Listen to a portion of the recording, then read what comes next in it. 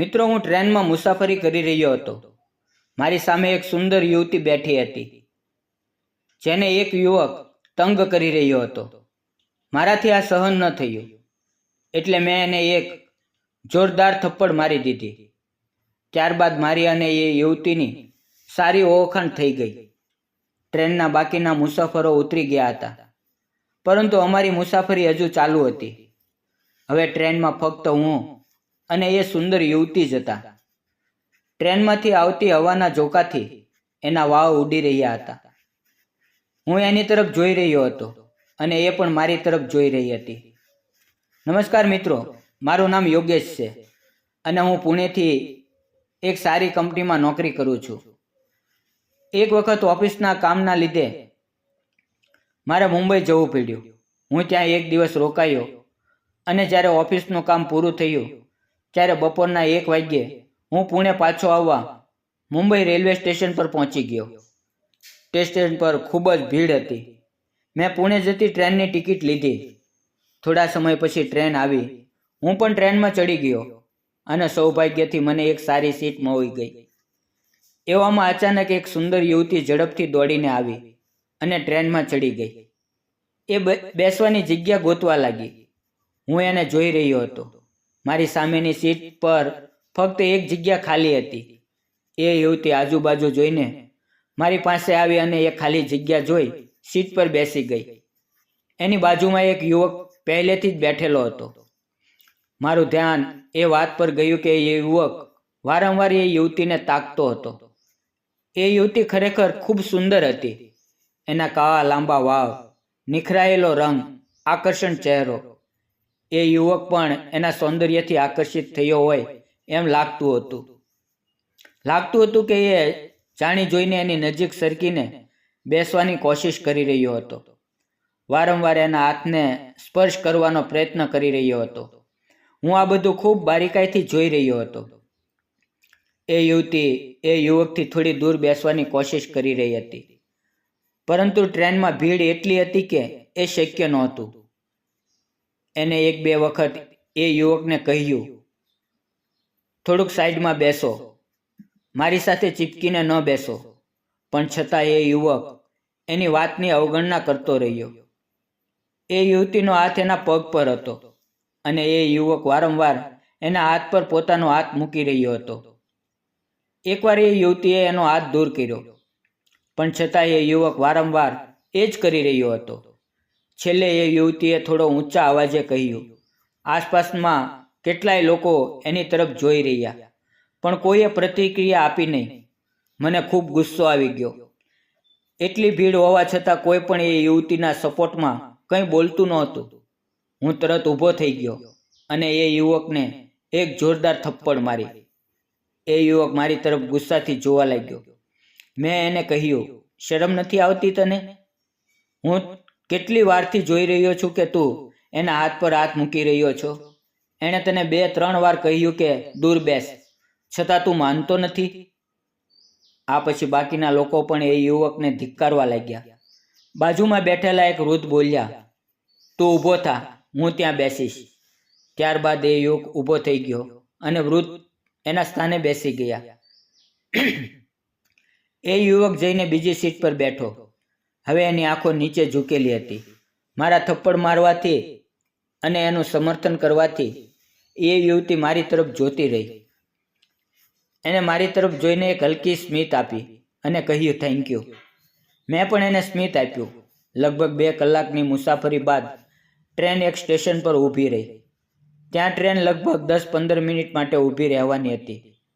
Train ઊભી રહી ત્યારે મેં વિચાર્યું કે બહાર જઈને કંઈક ખાવા પીવા માટે લાવું. એટલે હું ઊભો થયો. એટલામાં એ યુવતી મારી તરફ જોઈને બોલી, હું પણ આવું. તમે બહાર જઈ રહ્યા છો?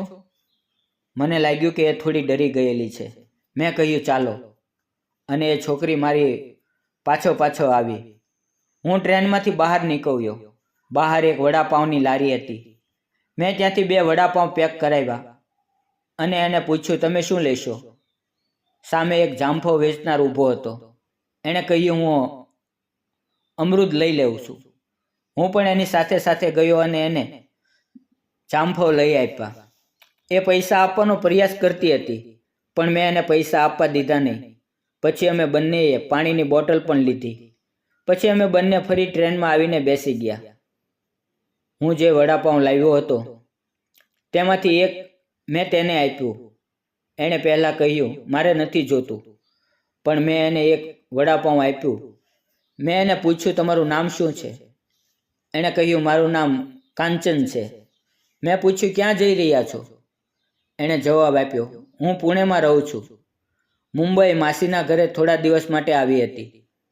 પછી એણે મને પૂછ્યું તમારું નામ શું છે? મેં કહ્યું મારું નામ યોગેશ છે. એ બોલી શું કરો છો? મેં કહ્યું હું પણ પુણેમાં જ રહું છું. હવે ત્યાં જ જઈ રહ્યો છું અને એક કંપનીમાં નોકરી કરું છું. અહીં થોડા દિવસની ટ્રેનિંગ માટે આવ્યો હતો. આ રીતે અમારી બંને વચ્ચે થોડી વાતચીત થઈ. જેમ જેમ ટ્રેન પુણેની નજીક આવતી ગઈ એમ ટ્રેનમાં ભીડ ઓછી થતી ગઈ. જ્યાં અમે બેઠા હતા ત્યાં બધા મુસાફરો ઉતરી ગયા અને હવે ફક્ત અમે બંને ત્યાં બેઠા હતા. બારી પાસેની બંને સીટ ખાલી થઈ ગઈ હતી, એટલે અમે બંને બારી પાસે જઈને બેઠા. હવે અમે સામે સામે હતા. એ બારીમાંથી બહાર જોઈ રહી હતી અને હું એની તરફ જોઈ રહ્યો હતો. હવામાં એના વાવ ઉડી રહ્યા હતા અને એ ખૂબ જ સુંદર લાગી રહી હતી. એ પણ મને છુપાયેલી નજરોથી જોઈ રહી હતી. થોડા સમય એણે એ ચાંફો કાઢ્યા જેમાં પહેલેથી જ મસાલો અને મીઠું લગાવેલું હતું. એણે જામફળના 2 ટુકડા કર્યા અને એક મારી તરફ આપ્યો. પછી અમે બંને એકબીજાની નજરમાં નજર નાખતા જામફળ ખાવા લાગ્યા. મને લાગવા લાગ્યું કે કદાચ એ હજી સુધી પરિણીત નથી. એ છોકરી મને ખૂબ જ ગમવા લાગી હતી. થોડા સમયમાં પુણે સ્ટેશન આવી ગયું. અમે બંને ટ્રેનમાંથી ઉતરી ગયા. હવે અમે બંને એકબીજાથી વિખૂટા થવાના હતા. ત્યારે એ છોકરી બોલી હું તમારી ખૂબ આભારી છું. તમે મને એ છોકરાથી બચાવી. શું મને તમારો નંબર આપશો? મેં પૂછ્યું શા માટે નંબર જોઈએ છે? તો એણે કહ્યું કંઈ નહીં, એમ જ ક્યારેક વાત કરવા. મેં કહ્યું બરાબર, અને મેં મારો નંબર આપી દીધો. પછી હું મારા ઘરે આવી ગયો. 2-3 દિવસ સુધી હું મારા કામ પર જતો રહ્યો, પણ કામમાં મન નહોતું લાગતું. વારંવાર એ છોકરી યાદ આવતી રહી. મારી પાસે એનો નંબર નહોતો, પણ એણે હજી સુધી કોઈ કોલ કે મેસેજ નહોતો કર્યો. હવે 2-3 દિવસ વીતી ગયા. એક સાંજે હું ભોજન કરીને મોબાઈલ પર ફિલ્મ જોઈ રહ્યો હતો. એટલામાં અચાનક વોટ્સઅપ પર એક મેસેજ આવ્યો, હાય. મેં જોયું તો એ અજાણ્યા નંબરનો હતો. મેં પણ જવાબમાં હાય લખ્યું. પછી ત્યાંથી મેસેજ આવ્યો, હું કાંચન બોલી રહી છું. ત્યારે મેં લખ્યું, મને લાગ્યું કે તું મને ભૂલી ગઈ. ત્યાંથી સ્માઇલ આવ્યું અને મેં પણ સ્માઇલ મોકલ્યું. આ રીતે અમારા બંને વચ્ચે ચેટિંગ શરૂ થઈ ગઈ. પછી ફોન પર વાતો પણ થવા લાગી. ધીમે ધીમે અમારા વચ્ચે એક સુંદર સંબંધ બની ગયો. એક અલગ પ્રકારનું આકર્ષણ, એક અલગ નિકટતા. એક દિવસ વાતચીત દરમિયાન મેં એને કહ્યું ચાલ ક્યાંક બહાર મળીએ. પછી અમે નક્કી કર્યું કે અમે બંને એક હોટલમાં મળીશું. સમય પર અમે બંને હોટલમાં મળ્યા. અમે બંને ખૂબ ખુશ હતા, જાણે કે એકબીજામાં ખોવાઈ ગયા હોય. અમે કોલ્ડ કોફી લીધી, પણ એ એક કપમાં જાણે અમારો આખો પ્રેમ ભવાઈ ગયો હોય. હવે અમારા વચ્ચેનો વ્યવહાર થોડો જુદો થઈ ગયો હતો. અમે બંને એકબીજાને ઊંડે સુધી જોઈ રહ્યા હતા. વાતચીતમાં અમે એકબીજાનો હાથ પકડી લીધો હતો. એ સ્પર્શમાં એક વિશ્વાસ હતો, એક પોતાનાપણું હતું અને એક મીઠી શાંતિ હતી. એક ક્ષણે અમારી વચ્ચે એક સુંદર પ્રેમ જન્મી ગયો. મેં એને કહ્યું, અહીંયા નજીકમાં મારો એક રૂમ છે, ચાલ તને બતાવું. અને કંઈ બોલ્યા વગર એ તૈયાર થઈ ગઈ. અમે મારા ઘરે ગયા. મારું ઘર ખૂબ સુંદર અને આરામદાયક હતું, જાણે શાંત અને સુખદ જીવન હોય એવું. એને મારું ઘર બહુ ગમ્યું. મેં એને ઘરના બધા રૂમ બતાવ્યા અને પછી અમે એક રૂમમાં બેસીને વાતો કરવા લાગ્યા. મેં એની તરફ જોઈને કહ્યું, કાંચન, તું ખૂબ સુંદર છો. તારી વાતો, તારો સ્વભાવ, તારી સાથે બેસવું, આ બધું મને પાગલ બનાવી દે છે. જ્યારથી તું મારી જિંદગીમાં આવી છો બધું બદલાઈ ગયું છે. તારા વગર બધું અધૂરું લાગે છે. હું તને દિલથી પ્રેમ કરું છું અને તારી સાથે લગ્ન કરવા માંગુ છું. એ મારી તરફ મીઠું સ્મિત કરી જોઈ અને બોલી, જ્યારથી તમે મને ટ્રેનમાં એ છોકરાથી બચાવી ત્યારથી જ હું તમારા માટે ફિદા થઈ ગઈ હતી. ત્યારથી જ મારા દિલમાં તમારા માટે પ્રેમ જન્મી ગયો હતો. મને પણ તમારાથી ખૂબ પ્રેમ છે. અમારી નજરો એકબીજાની સાથે ટકરાઈ અને એ પળમાં જાણે આખી દુનિયા અટકી ગઈ. મેં એનો હાથ મારા હાથમાં લીધો. અમે બંને ખૂબ ખુશ હતા. ત્યારબાદ હું કાંચનને એના ઘરે છોડીને આવ્યો. ત્યાં એણે એના માતા પિતા સાથે મારી ઓળખાણ કરાવી. સાંજે હું ઘરે પાછો આવ્યો. પછી ફોન પર કાંચન સાથે વાત કરતાં મેં કહ્યું, હવે આપણે બંનેએ આપણા માતા પિતાને આ સંબંધ વિશે જણાવવું જોઈએ. પછી કાંચને એના માતા પિતાને વાત કરી અને થોડા દિવસો બાદ મેં પણ મારા માતા પિતાને વાત કરી. થોડા સમયમાં અમારા બંને પરિવારની મુલાકાત થઈ અને લગ્નને લઈને વાતચીત થઈ. બંને પરિવારોને એકબીજાનો સ્વભાવ, સંસ્કાર અને વિચારધારા બહુ ગમી ગઈ. અમારા લગ્ન નક્કી થઈ ગયા અને થોડા સમયમાં અમે લગ્નના બંધનમાં બંધાઈ ગયા. આજે અમે બંને સાથે છીએ, એકબીજાના પ્રેમમાં ડૂબેલા, એકબીજા પર જાન છાટકતા અને એક અત્યંત સુંદર, સંતોષદાયક અને પ્રેમમય જીવન જીવી રહ્યા છીએ.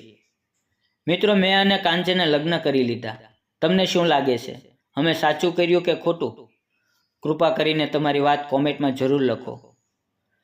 ક્યારેય કોઈ અજાણી વ્યક્તિની મદદથી શરૂ થયેલો સંબંધ, જો તેમાં વિશ્વાસ, સન્માન અને સાચો પ્રેમ હોય તો એ જીવનભરનો સાથ બની શકે છે.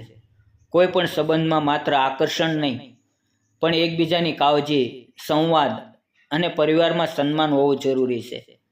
કોઈ પણ પરિસ્થિતિમાં જો યોગ્ય હિંમત દેખાડવામાં આવે તો સંબંધ ખીલે છે, ટકે છે અને જીવનને સુંદર બનાવી દે છે.